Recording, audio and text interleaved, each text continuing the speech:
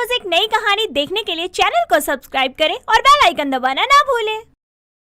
माया अपनी नई बहू का गृह प्रवेश करती है और अपनी बहू गरिमा से कहती है, बहू ये तेरा ही घर है तो तुझे शर्माने की कोई जरूरत नहीं है। तुझे यहाँ जैसे भी रहना है रह सकती है और मैं तेरी सास नहीं माँ हूँ, ठीक है ना?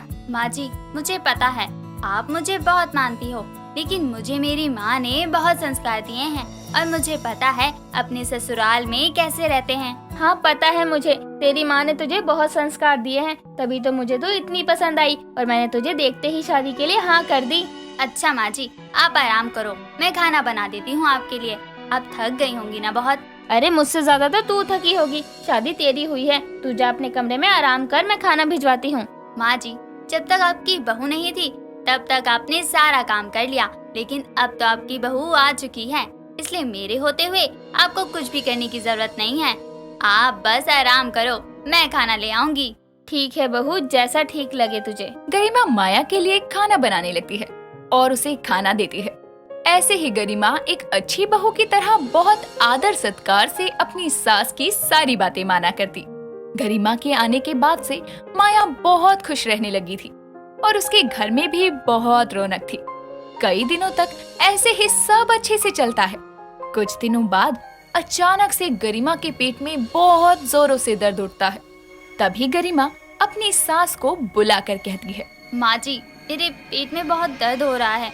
सुबह जब सबके लिए पकौड़े बनाए थे मैंने, वही खाए हैं, उसके बाद से पेट में दर्द शुरू हो गया है। तुझे पकोड़े खाने से इतनी दिक्कत होती है तो क्या जरूरत थी पकोड़े खाने की? देख अब हो गई ना तबीयत खराब। माँ जी, अब घर पर रिश्तेदार आए हुए थे और सब मुझे इतना बोल रहे थे खाने को, अगर मैं नहीं खाती तो सबको ये लगता कि मुझ में कितना घमंड है। अरे मेरी संस्कारों की देवी, तुझे पकोड़े पचते नहीं है ये बोल देती ना, उन लोगों ने बोला और तूने खा लिया है ना। माँ जी, मुझे नहीं पसंद कि कोई भी आपको आपकी बहू को लेकर कुछ भी कहे। मुझे कुछ भी हो जाए उससे फर्क नहीं पड़ता, लेकिन आपको कुछ कोई बोल दे तो मुझे उनकी बातें अच्छी नहीं लगती। तू इतनी अच्छी है कि तुझे डांटने का भी मन नहीं करता।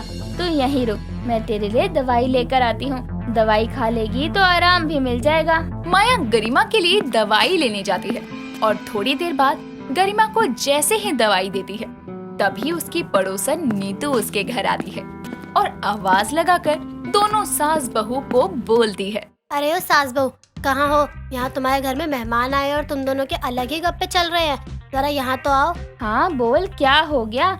इतना क्यों गला फाड़ कर चिल्ला रही हो तुम? माँ जी, आप बैठिए, आप दोनों के लिए चाय नाश्ता मैं लेकर आती हूँ। अरे तेरी तबीयत खराब है, तू बैठ, मैं लेकर आ जाऊंगी। और मैंने तुझे दवाई दी है ना, पहले वो खा ले तू। लो, बहू में इतना दिमाग है कि अपनी सास को उंगलियों पर नचा रही है और सास है कि खुशी खुशी नाच भी रही है। अरे तू बोलना क्या चाहती है? साफ साफ बोलना। मैं तो बस इतना ही बोलना चाहती हूँ कि तूने अपनी बहू को ज्यादा ही छूट दे रखी है। देख, अपनी बीमारी का बहाना मार के तुझसे सारा काम करवा रही है। नहीं आंटी जी, आप गलत समझ रही हो, मेरे सच में पेट में दर्द है, तभी तो माँ जी मना कर रही हैं मुझे काम करने से। अरे अच्छे से जानती हूँ मैं, घाट घाट का पानी पी रखा है मैंने, कौन बहाना बना रहा है कौन सच में बोल रहा है, सब जानती हूँ मैं। चल अच्छे से जानती है तो अपने घर जा और समझदार हो जा, यहाँ मेरे घर आकर मेरी बहू की चुगली मत कर। अरे तू तो गुस्सा हो गई, मैं तो बस मजाक ही कर रही थी। मैं जानती हूँ अपनी बहू को, वो बेचारी इतना सारा काम अकेले करती है और उफ तक नहीं करती, और तू है कि उसकी बीमारी और दर्द को बहाना बोल रही है। माँ जी, आप क्यों बोल रही हैं ये सब इन्हें मेरी वजह से? इनके मन में जो भी था बोल दिया, लेकिन आप तो जानती हो ना मुझे। अरे मैं कुछ बोल नहीं रही तो तुम दोनों सर पर चढ़ रही हो। ये जो तेरी बहू है ना, संस्कारी बनने का नाटक करती रहती है और बीमार होकर सारा काम तुझसे ही करवा लेते हैं। मेरी बात माननी है तो मान, वरना तो तेरी मर्जी। नीतू इतना बोलकर वहाँ से चली जाती है और नीतू के जाने के बाद गरिमा माया से बातें करती है और उसे समझाती है। दोनों के बीच सब ठीक हो जाता है। कई दिनों तक सब ठीक चलता है कि अचानक से एक दिन गरिमा के पेट में फिर दर्द उठता है और गरिमा अपने पति समर और माया को बुलाकर कहती है, माँ जी, मेरे पेट में फिर से दर्द हो रहा है, अब तो मैंने कुछ खाया भी नहीं था, जान से निकल रही है, जल्दी से हॉस्पिटल लेके चलो माँ जी। गरिमा को जल्दी से हॉस्पिटल लेकर जाते हैं और डॉक्टर गरिमा का इलाज करने लगते हैं। थोड़ी देर बाद डॉक्टर बाहर आकर माया और समर से बोलता है, मैडम, आपकी बहू के पेट में पथरी हो गई है, अभी तो दवाई और आराम से उनकी तबीयत ठीक हो सकती है, लेकिन अगर उनको पूरा रेस्ट और खाना पीना ढंग से नहीं मिला तो उनकी प्रॉब्लम बढ़ भी सकती है। लेकिन मैं तो अपनी बहू का पूरा ध्यान रखती हूँ, फिर ये कैसे हो गया? ये बस ध्यान रखने से नहीं होती, बल्कि खाना पीना ढंग से ना होने के कारण भी हो जाती है। और आपकी बहू का खान पान ही सही नहीं होगा, इसी कारण उन्हें ये प्रॉब्लम हो रही है। लेकिन ज्यादा कोई घबराने वाली बात तो नहीं है ना? मतलब गरिमा दवाई और आराम करेगी तो ठीक हो जाएगी ना? कोई परेशानी तो नहीं है? जी बिल्कुल, आप गरिमा को घर लेकर जा सकते हैं और मैं आपको लिखकर दे दूंगा इनका खाना कैसा करना है। ठीक है। समर और माया थोड़ी देर बाद गरिमा को घर लेकर आते हैं और गरिमा का बहुत अच्छे से ध्यान रखते हैं। गरिमा को बिल्कुल भी काम नहीं करने देते। कुछ दिनों बाद माया किचन में खाना बना रही थी, तभी वहाँ गरिमा आती है। माँ जी हटिए, जब से मुझे ये बीमारी हुई है सारा काम आपको ही करना पड़ता है। हटो, खाना मैं बना देती हूँ। बहू तू पहले ठीक हो जा, फिर काम कर लियो। और वैसे भी तुझे कमजोरी महसूस हो रही है, पहले अच्छे से ठीक हो जा, फिर तुझे ही तो ये घर संभालना है। हाँ माँ जी, लेकिन जब तक मैं ठीक नहीं होती तब तक आप ऐसे काम करती रहो, ये भी तो मुझे अच्छा नहीं लगेगा ना। और वैसे भी खाना तो मैं बना ही सकती हूँ। बहू मैं जानती हूँ तू बहुत संस्कारी है और तुझे अच्छा नहीं लग रहा कि तेरी सास काम कर रही है, लेकिन जब तक मेरी ये संस्कारी बहू की बीमारी रहेगी तब तक मैं तुझे कोई काम नहीं करने दूंगी। बस यही तो चाहिए था मुझे, सारा काम आप करो और मैं आराम फरमाऊं और कोई मुझे कुछ भी ना बोले। चलो अब तो मौज ही मौज है मेरी, संस्कारी बहू होने का धोखा भी हो गया और काम भी नहीं करना पड़ेगा मुझे। क्या हुआ बहू, किस सोच में पड़ गई तू? मैं यही सोच रही थी कि आपकी मदद कैसे करूं, क्योंकि आप तो मुझे करने ही नहीं दोगी ना कुछ। हाँ तो करना भी क्यों है, जा अपने कमरे में जाकर आराम कर ले, जब खाना बन जाएगा तो मैं बुला लूंगी, ठीक है ना? और हाँ, अब यहाँ खड़े होकर कुछ सोच मत संस्कारी बहू, थोड़ा तो अपनी सास की बात मान ले और जाकर आराम कर ले। ठीक है माँ जी, लेकिन जैसे ही मैं ठीक हो जाऊंगी फिर आप एक भी काम नहीं करोगी। गरिमा अपने कमरे में आराम करने चली जाती है। गरिमा बस काम से बचने के लिए संस्कारी होने का नाटक कर रही थी। कई दिनों तक किसी को कुछ पता नहीं चलता। कुछ दिनों बाद गरिमा को लेकर चेकअप के लिए समर और माया हॉस्पिटल जाते हैं और गरिमा वहाँ अकेले में डॉक्टर से बात करती है। अच्छा हुआ तू मेरा कॉलेज फ्रेंड था, इसलिए तो मुझे ये बीमारी का बहाना बनाने में ज्यादा मुश्किल नहीं हुई। लेकिन मैं ज्यादा समय तक तुम्हारा साथ नहीं दे सकता, कभी ना कभी तो पता चलना ही है ना। अगर उन लोगों ने मेरा लाइसेंस कैंसिल करवा दिया तो? दोनों की बातें बाहर खड़े माया और समर सुन लेते हैं और अंदर आकर माया कहती है, बहू तूने हमारे साथ इतना बड़ा विश्वासघात किया, हम तो तुझे अपनी बहू मानते थे और तूने ये सब किया, तुझे शर्म नहीं आई? हाँ, थोड़ा तो सोच लेती ये सब करने से पहले। माँ जी मुझे माफ कर दो, मुझसे गलती हो गई, आगे से ऐसा कुछ नहीं होगा। नहीं, तूने काम से बचने के लिए ये सब किया था ना, तो ठीक है, अब तुझसे ना ही कोई काम करने के लिए बोलेगा और ना ही हमारे घर आने की जरूरत है। गरिमा को अपनी गलती का एहसास होता है, लेकिन अब एहसास होने से क्या फायदा। माया गरिमा को वापस उसके घर भेज देती है और उसके बाद गरिमा अपने मायके में जाकर सच में संस्कारी बहू होने की कोशिश करती है और किसी न किसी बहाने से अपनी सास को मनाती रहती है। अब आगे की जिंदगी उसकी ऐसी ही चलती है। पुराने बंद कमरे में मंगली कुर्सी पर रस्सियों से बंधी छटपटा रही होती है। वो खुद को छुड़ाने की बहुत कोशिश करती है, लेकिन अपनी रस्सियों को खोल ही नहीं पाती। तभी वो गुस्से में आकर कहती है, अरे कौन करम चला मुझे यहाँ उठा कर ले आया? अरे क्यों मुंह पर ये बांध रखा है? कोई है यहाँ कि नहीं? कोई सुनता क्यों नहीं है? हाय राम, किस अंधेरे कमरे में लाकर पटक दिया मुझे। मंगली को समझ नहीं आता आखिर किसने और क्यों उसको इस तरह बांध कर रखा है। उधर मंगली के घर में उसकी बहू प्रियल हॉल में झाड़ू लगाते हुए घड़ी की तरफ देखकर गुस्से में कहती है, 2 घंटे हो गए सासू माँ को, अभी तक बाजार से नहीं लौटी। सही में मतलब घर से बाहर पैर पड़ते नहीं कि सैर करने निकल जाती हैं। अभी बैठी होंगी कहीं पंचायत लगाकर। अरे क्या हो गया? आ गए आप, देखिए ना, सासू माँ को बाजार गए 2 घंटे से ऊपर हो गए, लेकिन अब तक वापस नहीं लौटी। तो तुम्हें माँ की चिंता हो रही है? अरे मुझे क्यों चिंता होगी उनकी, मुझे तो रात के खाने की चिंता हो रही है। अभी वो कब सब्जियां लेकर आएंगी, कब मैं खाना बनाऊंगी, फिर खाना बनाने में देर होगी तो उसके लिए भी मुझ पर चढ़ने लगेंगी। फिर तुम कहोगे कि प्रियल तुम माँ से लड़ती हो। अभी तुम इतना क्या पागल हो रही हो? मुझे पानी तो पूछो। हाँ हाँ लाती हूँ। इतना कहकर प्रियल किचन में जाती है। शाम से रात के 9 बज जाते हैं, लेकिन प्रियल की सास अब तक घर नहीं लौटती। प्रियल घर के दरवाजे पर टकटकी लगाए उसका इंतजार करती है, तो वहीं अमित आराम से खाना खा रहा होता है। तभी प्रियल उसके आगे से प्लेट को साइड करके कहती है, अरे कैसे नालायक बेटे हो तुम, सासू माँ अब तक नहीं लौटी और तुम हो कि चैन से ठूसे जा रहे हो। अरे तो तुम भी ठूस लो, मैंने कौन सा तुम्हारा मुंह बंद कर रखा है जो मेरी थाली छीन रही हो। ओहो उठो अभी और चलो सासू माँ को ढूंढने। प्रियल अमित मंगली को ढूंढने निकल जाते हैं। मंगली के कहीं ना मिलने पर वो उसकी मिसिंग कंप्लेंट करने पुलिस स्टेशन जाते हैं और कुछ देर में घर लौट आते हैं। आते ही अमित जोर जोर से रोना शुरू करता है। हाय हाय कैसे रो रहे हो, जैसे कोई टपक गया हो। अरे सासू माँ गायब हुई हैं, मर नहीं गई जो टेसुए भा रहे हो।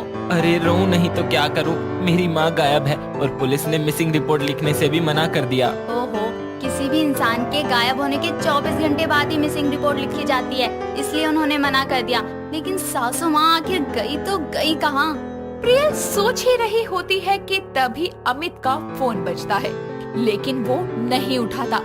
इस तरह फोन के 2-3 बार बजने से परेशान होकर अमित फोन को गुस्से में उठाकर कहता है, अरे क्या परेशानी है, कौन है तू? तेरी माँ बोल रही हूँ नलायक, मुझे यहाँ से निकाल। माँ तुम फोन पर कैसे? कैसे मतलब? सासू माँ स्पीकर पर फोन करो। तभी अमित फोन स्पीकर पर करता है और मंगली के पास खड़ा एक नकाबपोश आदमी मंगली के कान से फोन हटाकर कहता है, सुन बे माँ के सपूत, ये बुढ़िया अब मेरे कब्जे में। ओ गधे की औलाद, बुढ़िया होगी तेरी अम्मा, और साले तू होता कौन है मेरी सास को अपने कब्जे में रखने वाला? चुप कर पागल औरत और ध्यान से सुन, तेरी सास किडनैप हो चुकी है। अगर तुझे अपनी सास एक पीस में चाहिए तो चुपचाप 50 लाख रुपए का इंतजाम कर ले। फिरौती का कॉल आने पर पता चलता है कि मंगली की किडनैपिंग हो गई है। आखिर किस साजिश के तहत और कैसे उसका अपहरण हुआ, जानने के लिए चलिए कुछ समय पीछे चलते हैं। शाम को प्रियल कपड़े प्रेस कर रही होती है कि तभी उसकी सास मंगली कुछ साड़ियाँ लेकर वहाँ आती है। सुन बहू, जरा मेरे कपड़ों पर भी प्रेस मार दियो। कपड़े? ये कपड़े नहीं सासू माँ, 6 मीटर लंबी साड़ी है। अरे मैं क्या आपको प्रेस वाली नजर आती हूँ? बहू तो काम करने में कितना किचकिच करती है। 6 मीटर तो ऐसे कह रही है जैसे तेरी खुद की साड़ी तो रुमाल जैसी होती है। जैसे बाकी कपड़े प्रेस करती है, वैसे ही मेरी ये 6 मीटर के कपड़े को भी प्रेस कर दे, समझी? नहीं समझी। अरे समझने लायक दिमाग ही नहीं है मुझ में, जिसे समझ आता है ना उससे ही जाकर प्रेस करवा लो। अरे 2 साड़ियाँ प्रेस करने में तुझे मौत आ रही है क्या? तभी प्रियल गुस्से में आकर उसकी साड़ी लेकर प्रेस करने लगती है।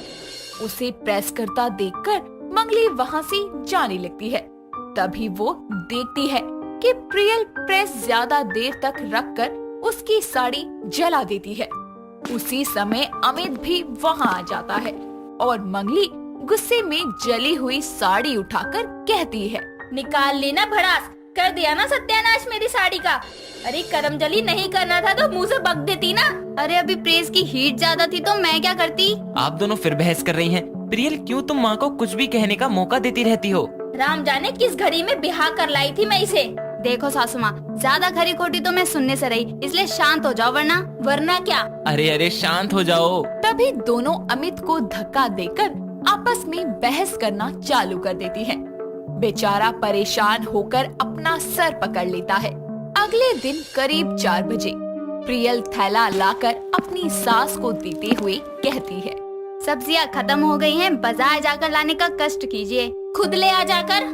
चली जाइए, इसी बहाने कम से कम बाहर तो निकलेंगी आप। सारा दिन सोफे और खटिया पर पड़ी रहती हैं। अरे जा, मुझ भली चंगी को इतनी जल्दी भगवान इतनी कम उम्र में उठाने नहीं वाला, अपनी फिक्र कर तू। इतना कहकर वो थैला लेकर बाजार के लिए निकल जाती है। बाजार से लौटते वक्त एक बड़ी सी गाड़ी से नकाबपोश आदमी निकालकर उसे रुमाल से मुंह बंद करके किडनैप कर लेता है। यहाँ अमित और प्रियल को ये सोचकर सारी रात नींद नहीं आती कि आखिर उसकी सास की किडनैपिंग किसने की होगी। और अगले दिन उस नकाबपोश आदमी से मंगली कहती है, अरे ओ गुंडे, अब खोल भी दे मेरे हाथ पैर। अरे बंदे बंदे मेरी हड्डियाँ अकड़ गई। चुप कर बुढ़िया, अपहरण हुआ है तेरा, समझ नहीं आ रहा क्या तुझे? अरे अपहरण किया है तो क्या भूखा ही मारेगा? कुछ ठूसने के लिए तो दे दे। वो आदमी साइड में पड़ी थाली लाकर मंगली को देता है। तभी मंगली उसके पैर पर मारकर उसे जमीन पर गिरा देती है। उधर अमित और प्रियल पुलिस स्टेशन पहुंचकर सारी बात बताते हैं। तो पुलिस वाला कहता है, अच्छा वैसे ये बताइए मिस्टर कि आपकी माँ के अपनी बहू से रिश्ते कैसे थे? मतलब सास बहू आपस में लड़ा करती थी या नहीं? अरे इंस्पेक्टर, कोई सास बहू बिना लड़े रह सकती है क्या? और ये दोनों तो इतना लड़ती थी कि पूछो ही मत। फिर तो ये भी हो सकता है कि अपनी सास की किडनैपिंग खुद इन्होंने ही करवाई हो। अरे इंस्पेक्टर साहब, क्या बकवास कर रहे हो आप? अरे सास बहू के झगड़े तो हर घर में होते हैं, इसका मतलब ये थोड़ी है कि मैं अपनी सास की किडनैपिंग ही करवा लूं। तभी अमित का फोन बजता है जो कि किडनैपर का था।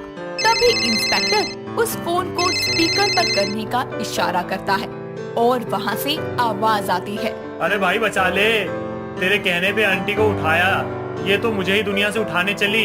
मेरी गर्दन पे छुरी रखी है इन्होंने, जल्दी आजा वरना तेरा एक दोस्त भगवान को प्यारा हो जाएगा। इतना कहकर कॉल कट हो जाता है और किडनैपर की बात सुनकर इंस्पेक्टर के साथ प्रियल भी हैरान हो जाती है। तभी तीनों उस जगह पहुंच जाते हैं जहां मंगली को किडनैप करके रखा गया था। तो देखते हैं कि मंगली अमित के दोस्त की गर्दन को दबोच कर बैठी है। तभी इंस्पेक्टर को सब समझाकर तीनों घर लौट आते हैं।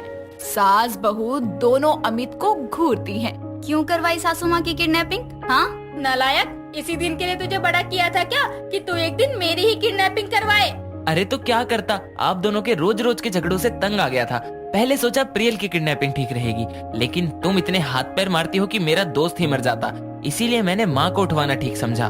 बहू, हाँ सासू माँ, जरा झाड़ू तो लियो, इस नालायक को बताती हूँ कि मेरी किडनैपिंग करवाने वाले का मैं क्या हाल करती हूँ। तभी प्रियल उसे झाड़ू देती है और मंगली दे झाड़ू करके उसे खूब सूतती है। दोस्तों, अगर आपको ये कहानी पसंद आई तो इसे लाइक करें, शेयर करें और कमेंट करके बताएं कि कहानी में आपको सबसे अच्छा क्या लगा।